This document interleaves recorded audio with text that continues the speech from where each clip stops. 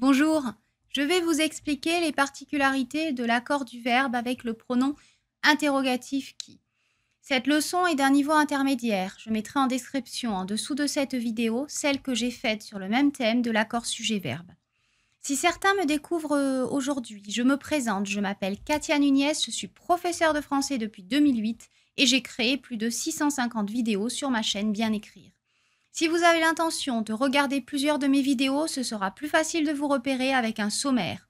Pour recevoir la liste de mes vidéos avec le lien associé à chaque fois, inscrivez-vous à ma newsletter sur mon site bien-écrire.com. Pensez aussi à vous abonner à ma chaîne pour ne pas oublier de réviser votre français sur Bien écrire. Donc bien évidemment, on sait qu'un verbe s'accorde toujours avec son sujet. Le pronom qui peut être un pronom interrogatif. On a vu dans la vidéo précédente que le pronom qui pouvait être pronom relatif, c'est-à-dire qu'il introduit une proposition subordonnée relative. Autrement dit, que toute la proposition qui suit qui donne une information sur le nom qu'il y a avant. Maintenant, on va voir le pronom qui en tant que pronom interrogatif. Exemple, qui se gare sur ce parking? Qui sont ces gens? Voilà, je vous passe les exemples. On continue. Il peut interroger sur l'identité d'un sujet, d'un complément d'objet direct ou d'un attribut. Donc, dans qui se gare sur le parking, qui interroge sur l'identité du sujet. Si on répond, cela donne Pierre se gare sur le parking. Donc, Pierre est sujet. Donc, ça interroge sur le sujet. Qui sont ces gens? Cela interroge sur l'attribut. Ces gens sont mes amis. Mes amis, attribut du sujet. Donc, on demande quel est l'attribut. Qui ira à la mer durant les vacances? Sujet. Qui êtes-vous? Attribut. Vous êtes quelqu'un. Attribut du sujet. Qui allons-nous voir? Complément d'objet direct parce que la réponse sera un complément d'objet direct. Nous allons voir nos amis. Nous allons voir qui? Nos amis. Donc, le pronom interrogatif interroge sur l'identité du complément d'objet direct dans ce cas.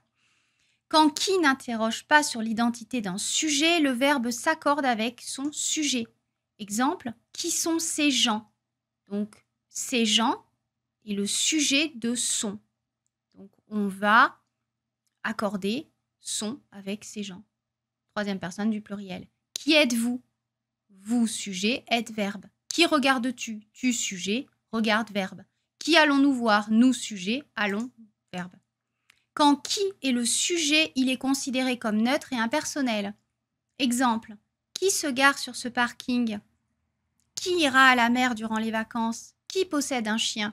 Le verbe se conjugue donc à la troisième personne du singulier, même si cela peut renvoyer à plusieurs personnes. Peut-être qu'il y a plusieurs personnes qui se garent sur le parking. Peut-être qu'il y a plusieurs personnes qui iront à la mer. Mais on met du neutre quand même. Peut-être que ce sont des femmes. Mais dans le doute, en fait, on met du neutre. On ne met, on ne met pas du féminin, on ne met pas du pluriel, on met du neutre. Voyons un cas particulier. Qui se gare sur ce parking? Sophie, Lucas et leurs voisins se garent sur ce parking.